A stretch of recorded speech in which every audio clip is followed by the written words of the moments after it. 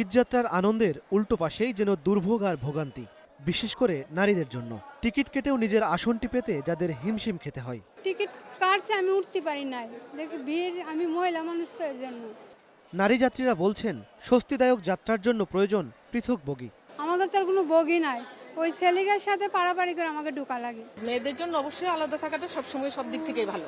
Metro রেলের সুবিধাটা দেখলেই আসলে ট্রেনের জন্য মনে হয় যে আচ্ছা ঠিক আছে, মেট্রোর মতো যদি ট্রেনও একটা থাকে এরকম, তাহলে আমাদের জন্য ভালো হয়। যদিও রেলওয়ে আইনের ৬৪ ধারায় স্পষ্ট রয়েছে, প্রতিটি ট্রেনেই নারীদের জন্য অন্তত একটি পৃথক বগি থাকতে হবে। আইনে থাকলেও তা মানা হচ্ছে না। এ নিয়ে রিটও হয়েছে হাইকোর্টে। পৃথক বগি বরাদ্দ দিতে আদেশও দেয় হাইকোর্ট, কিন্তু সেটিও পুরোপুরি মানা হয়নি।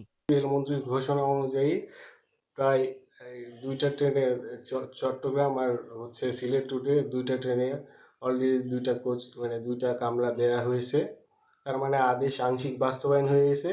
এখন পুরাটা যদি করতে সময় লাগে, এখন আইন যেহেতু বলবৎ আছে, রেলওয়ে অথরিটি আইন এবং আদেশ বাস্তবায়ন করতে বাধ্য। কেন নারীদের জন্য পৃথক বগি যুক্ত করা হয়নি, এমন প্রশ্নের সন্তোষজনক জবাব দিতে পারেননি রেলমন্ত্রী। জানান, ঈদের পর সব আন্তনগর ট্রেনেই আলাদা বগির ব্যবস্থা করা হবে। সব টিকিট বিক্রি করে দিয়েছেন, টিকিটের নাম্বার আছে, আবার ধরেন ওই কোচ নাম্বারও আছে। তো সেখানে নতুন করে 51টা কোচ ইতিমধ্যে আমরা ঈদযাত্রা উপলক্ষে স্পেশাল ট্রেনে যুক্ত করেছি। আমাদের কাছে এই মুহূর্তে কোচ অ্যাভেলেবেল না। হাইকোর্টের যেটা ছিল সেটা আমরা এর আগেও বলে দিয়েছি হাইকোর্টকে, যেটা আমাদের প্রতিষ্ঠিত করবার জন্য সময় লাগবে। প্রধানমন্ত্রী গত পরশুদিন রাত্রে আমাকে ফোন করলে যে এই ব্যবস্থা নেওয়া যায় কিনা, আমরা 3 ঘন্টার প্রস্তুতির মাধ্যমে সর্বাত্মক চেষ্টা করে 3টি কোচ যুক্ত করতে সক্ষম হয়েছে। প্রতি বছর ঈদযাত্রায় অতিরিক্ত ভিড় আর বিশৃঙ্খলায় যেন নিয়ম হয়ে দাঁড়িয়েছে। তাই নারী ও শিশুদের নিরাপদ ও স্বাচ্ছন্দ্যময় যাত্রা নিশ্চিতে কার্যকর ব্যবস্থার দাবি উঠেছে যাত্রীদের কাছ থেকে।